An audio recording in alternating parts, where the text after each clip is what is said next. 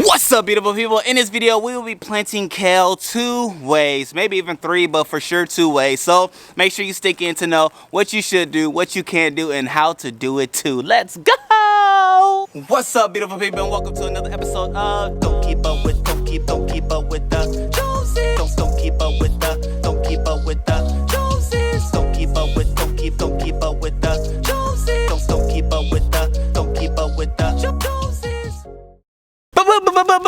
What's up, great people? It's me, Ricky Jones here. You're back again for yet another video. And in this one, like I said, what I already said, so that's what we are going to do. However, if you are new to the channel, how y'all doing? I am Ricky. I love doing gardening videos for beginner gardeners, first-time gardeners, or curious gardeners. And if you are experienced gardener, hey, go ahead and drop some comments down below. It will help us all as we learn and grow together, okay? Pun intended. However, like I said, we are going to be doing some kale gardening, which I will be doing in my grow bags, which I have situated in the backyard. Wow, kicked over the kale, okay? But nonetheless, I have it set up, which I have over here my chicken prep space, which my chicken coop will be all over here in this area and direction. However, on this side of the wooden 5-gallon bucket holders, I have my grow bags, which the beautiful thing about grow bags is they are maneuverable, which is why, again, I love gardening with grow bags. They can maneuver, go and grow where you want them to do so. And so if things get out of hand, I'll be able to make unnecessary movements. So with that being said, let's go ahead and plant these kale, which we have grown from seed. We have swapped them from the smaller seed trays to the larger current ones, and now we're even going to grow them in the 2 different ways, right? So I say all that to say you all have been a part of the process, the growth process, to be more specific, for these kales from seed, and you will be all the way to harvest. So go ahead and click that bell notification, subscribe as well, so that you can see other things grow and mature just like these. So with that being said, let's get the gardening. We will start over here first, which I am using grow bags as well as the soil, the Jones soil, for the lack of better names right now. But nonetheless, we have it ready for these here kale plants. Like I said, what we have grown all the way from seed to where we are now, which they have a nice root system going along here. But now it's time to grow these bad boys, which I'll even pop out the seedlings for all of them now. And so just go ahead and laying those bad boys out, which as you see, they are nice and dry, which means they're like easy to maneuver. One of the benefits of just letting them dry out first when it's time to transplant them to their new home, it makes life a little bit easier, I must say, than trying to work with and maneuver with roots. And so with that being said, what you want to do is just carve out a hole in the middle. I do like to put my seedlings in the middle, knowing that I'm gonna put some beans and other things, probably some garlic as well in here, knowing that they are great companion plants. Now what you do want to do, I have some sustain, which I'll drop in the description area for you if you want to purchase them on Amazon. But I put sustain down, which is a 4-6-4 mix. In other words, there is 4 parts nitrogen. We also have 6 phosphorus, and then we also have the potassium in there as well, which is going to help with feeding these here new seedlings with the adequate amount of nitrogen and the phosphorus, which is great for your roots. Okay, so that's why I do a nice 4-6-4, and when they get established and things like that, I'll come in and put some fish fertilizer within them. Wow, I forgot to put, I'm moving so fast out of excitement to get them in the ground.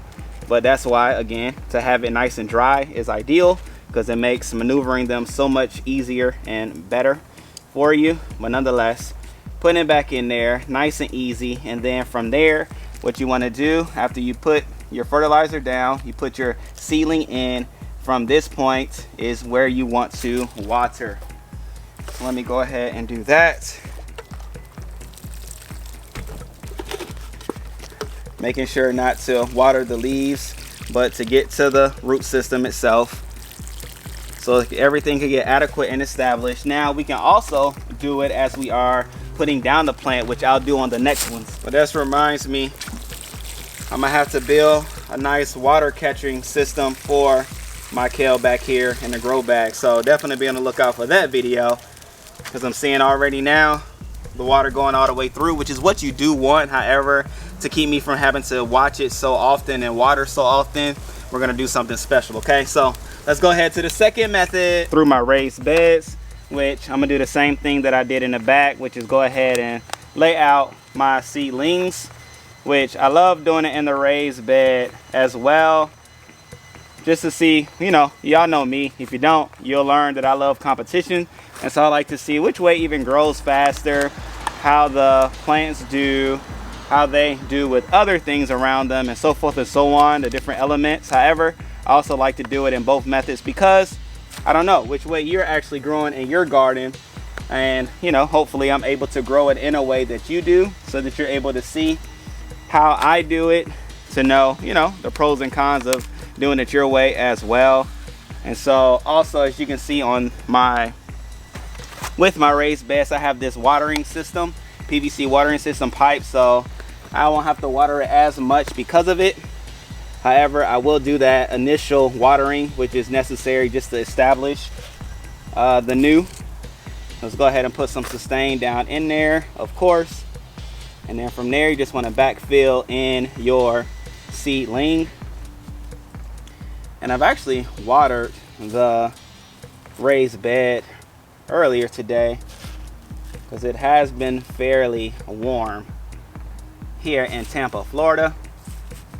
So that works well. But then also too, with my watering pipe system, that lets me know as well where it is ideally to plant, because that area will have the moisture, as I said, from the watering system. So just going ahead and backfilling in is what's necessary at this point. And then I will do some top watering as well to the roots, just to further solidify the new within the system that is already here. Which I have some arugula growing very nicely over there, that is. If it didn't look like arugula to you, that's what's going on. And then I also have my raised bed section off in square foot gardening method, so I know where to plant, knowing that in each square I can do one kale plant. All right, so now that everything is nice and secured, just gonna go ahead and put some watering in here, again around the roots. Try to avoid watering the leaves as much as possible, even though it is a sunny day. When all possible, avoid watering the leaves. It'll help keep against your mildews and your harmful diseases for your plants. And lastly, I'm gonna go ahead and plant some in this raised bed, which I already have some collards growing, some mustard greens growing over there, some kale and Swiss chard growing over there as well. And so we're gonna first start off with the kale plants, and then as they mature, we'll plant some companion plants within the raised beds, even as well as the grow bags.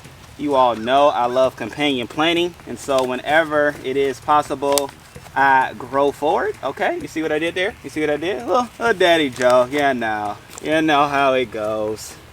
But it's all about preparing and doing things for the soil, as well as to keep pests at bay whenever possible. All right, so now that we have them all laid out, know where we're going to plant, which is, I would say, it is necessary to do that. Plot out your course of action so that when you're doing different things, you already know where everything will grow. And I already can tell the difference between this raised bed soil as opposed to my grow bag soil, which I did not make this soil. The difference is drastically noticeable. However, we're gonna make it happen, right? Because that's what we do. We can always amend, we can always add when and if necessary. I'll make sure we are all a part of those processes if and when necessary. And so I will say, don't mind the wilting of the plants while you are transplanting them and growing them, especially if you're doing it like me in the heat of the day. That is what you get, what you will get, not, you know, in a bad way, malicious way, but saying to say that is what happens. However, they will recover, they'll bounce back, and they'll look nice, strong, and healthy as you want them to. All right, so nothing left to do other than now to go back and give it a nice watering. Of course, we know we're getting the roots, leaving the leaves as dry as possible. And just like that, great people, we have planted kale 2 ways, which I believe there was even 1 or 2 collard greens in there in the midst of it. But nonetheless, we have them all planted. And like I said, don't worry about the wilting. Whenever you are planting, all is well. Just give it a look-see within 2 to 3 days, making sure everything is nice, vibrant, and up as you want it to look. And I know it will be, and you'll be good to grow from there, okay? And so make sure you stay tuned, tune in, all that good stuff as I build something nice and necessary for the water catching, which I'm even doing some watering right now from my rainwater harvester for those grow bags, because it was just going through, okay? I probably have to go out there in 2 days to water again, just to make sure everything is nice and getting acclimated together. However, with the raised beds, you don't have to do that because water doesn't drain out as quickly as they do in grow bags. However, with that being said, all is well. You can do it, you can grow it, and grow you some kale, man. You can do kale in so many ways. You can look it up, right? Look it all up, and I promise you, you'll be amazed with all the different ways that you can eat kale, even down to kale chips. So with that being said, y'all, I love you all. I appreciate you all. Remember, you don't have to garden alone. You can always garden with me, okay? Love you till next time. Peace.